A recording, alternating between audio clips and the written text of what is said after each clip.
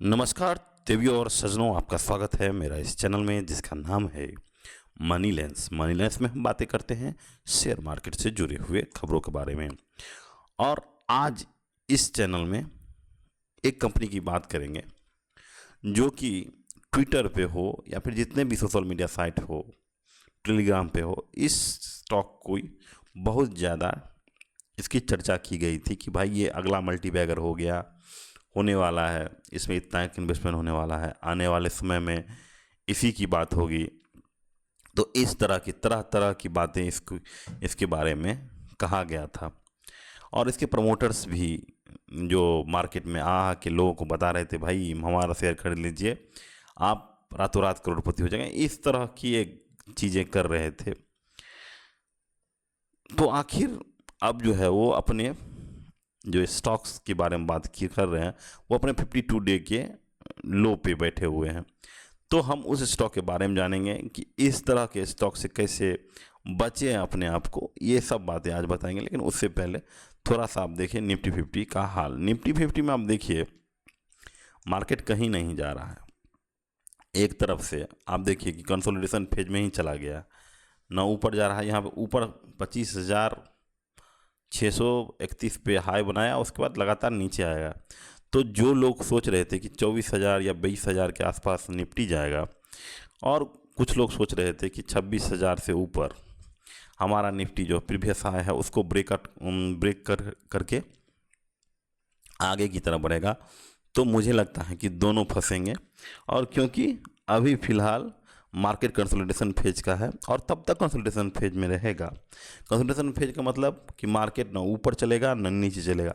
तो consolidation phase में से निकलने का अभी फ़िलहाल आने वाले जो रिजल्ट सीजन है वो इस कंसोलिडेशन फेज को निकाल सकता है। अगर रिजल्ट अच्छा आया तो ऊपर की तरफ मार्केट यहाँ से घूम जाएगा, और नहीं आया तो यहाँ से नीचे चलेगा।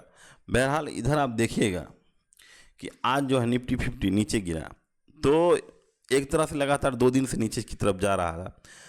तो जिस तरह से पहले जो म्यूचुअल फंड सब बाहर हो चुके थे, तो उसको थामने के लिए हमारा जो लोकल इन्वेस्टर्स हैं, जो इंडिविजुअल इन्वेस्टर हैं, वो अपने मंथली सैलरी का कुछ पोर्शन लगा के एसआईपी के द्वारा बाज़ार को टान के रखा रहे थे।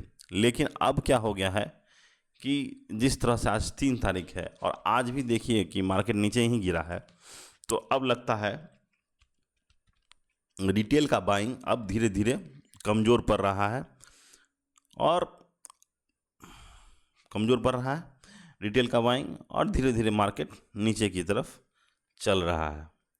तो अब जो है यहाँ कंसोलिडेशन से बाहर निकलने का सिर्फ समझिए कि आने वाले समय में जो इंटरेस्ट रेट कट जो फेड के द्वारा किया जा रहा था, जो कि अब तो बस 3 ही रेट कट की बात कर रही है, अक्टूबर, नवंबर या दिसंबर, या तीनों में 3-4 महीना में, अगस्त, अक्टूबर, दिसंबर, ये 3 महीना में रेट कट होने की संभावना है। जो कि पहले 6 रेट कट करने की संभावना थी, जो जिससे जो है टैरिफ वार के कारण जो थोड़ा सा इन्फ्लेशन आ गया था, इसके कारण जो है इसके कारण रेट कट नहीं हुआ। अगर रेट कट आएगा भी तो अब जो है जिस तरह से हर लोग अब आश्वस्त हो चुके हैं कि 3 रेट कट आएगा ही, तो मार्केट भी धीरे धीरे ऊपर चढ़ के इसको इस बात को हटाने का, इस बात को प्राइसिंग करने का कर रही है।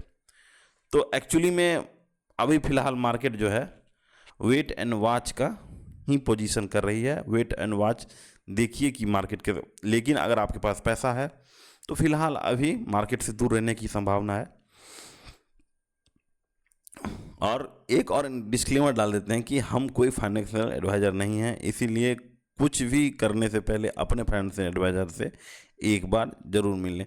तो अब हम जो हैं आते हैं उस कंपनी के बारे में जो कि वीडियो के पहले बताए थे, कोटियार्ड इंडस्ट्रीज़।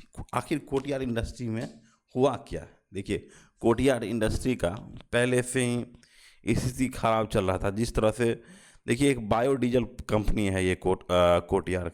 बहुत, हम जब पहली बार शेयर मार्केट में आए थे तो बहुत लोग इसका चर्चा कर रहे थे कि कोटियार्ड है, देखिए 323 करोड़ का ही है, एकदम स्मॉल कैप है।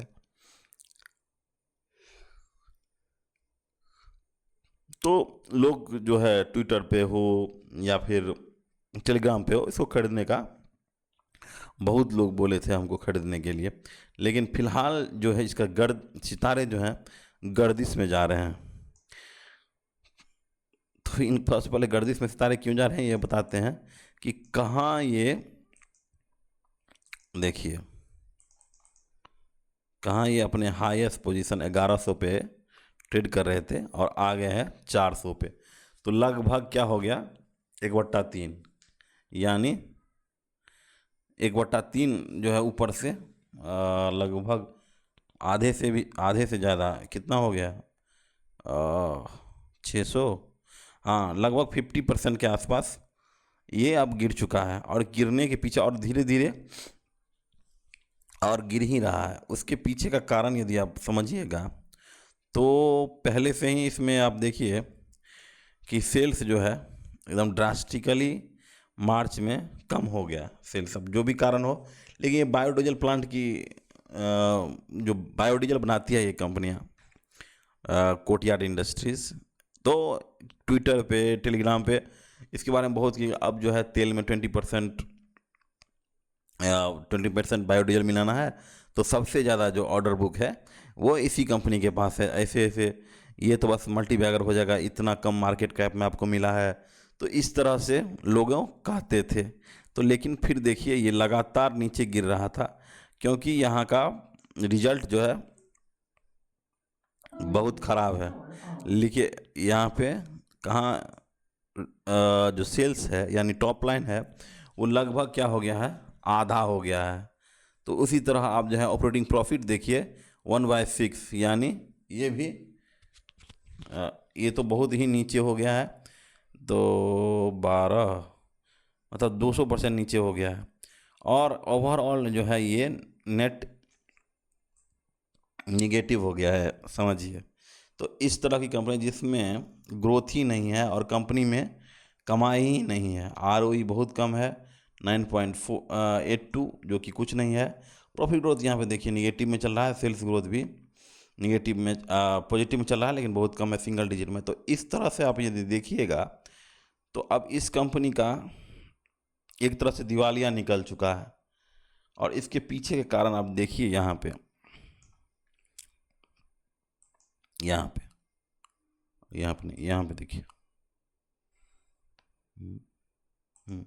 यहाँ पे देखिए, यहाँ पे है कि राजस्थान के जो एग्रीकल्चर मिनिस्टर हैं वो इसके प्लांट में क्या किए, सरप्राइज विजिट किए कि देखिए कि इसमें आखिर ये लोग करते क्या हैं। तो इसमें से देखिए बहुत सारा चीज़ जो है डुप्लीकेट बायोडीजल, डुप्लीकेट फर्टिलाइज़र, ये सब जो है डुप्लीकेट बनाने की ये फैक्ट्री बना रहे थे। और फिलहाल इसने कोई भी जो है लाइसेंस रिन्यूअल का कोई भी काम नहीं कराया था। तो एक तरह से ये फ्रॉड कर रहे थे, उसी कंपनी में रह के फ्रॉड कर रहे थे।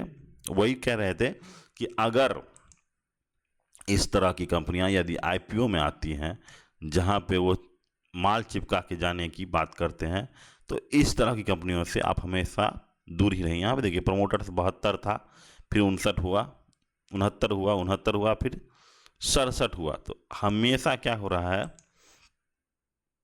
प्रमोटर्स जो हैं इसका इक्विटी डाइल्यूट करते जा रहे हैं।